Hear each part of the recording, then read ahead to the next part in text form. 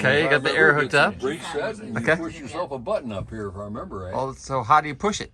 Straight in, but I ain't gonna mess with it. Go for it, nothing works. Yeah, nothing. Right It's like there. us, nothing works. An electromagnet holds that thing, and then you just monitor what's going on over temps and so forth on it. But as I remember, you push it in and it stays put. And any fire would show up right there. I don't know where else, but. And then would you have to put fuel to it after a certain point? You know, I don't think so. I think okay, that would just start the thing up. It's a long time back. Yeah. I think that kind of. Yeah. I think the sequence. Now we get over to the 123. And that's a little different. Operation. Yes. Okay. Okay.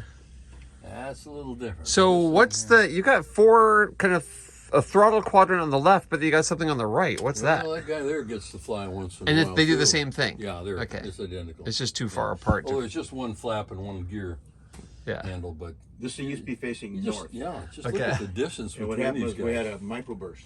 Oh, interesting. We were in the hangar pushing all the water out. It was raining really bad. We Yeah. had a microburst.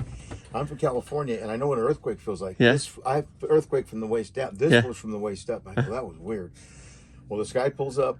He comes in. He goes, "Your airplane just moved." And we go, "What? Your airplane just moved?" We're thinking, "What? What airplane?" He goes, "The big gray one out there should be gray." So I looked down there, and as the wind started to dissipate, you could see the plane was like this. I'm going, "No way."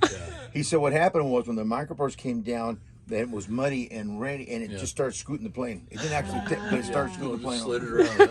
Yeah. So our curator at the time said, "Well, I want to move in that direction anyway." So this is Yeah. Oh man. I'll never forget going from T-38's training. You graduate and you climb in this thing. And at T-38, 720-degree roll rate per second. You can whip that sucker around a right angle corner. I mean, you can get that baby to go. You get this thing on base, and you're liable to overshoot the runway by about 4 miles by the time you get that. What a transition between flying something like that and this. Right. Big time transition.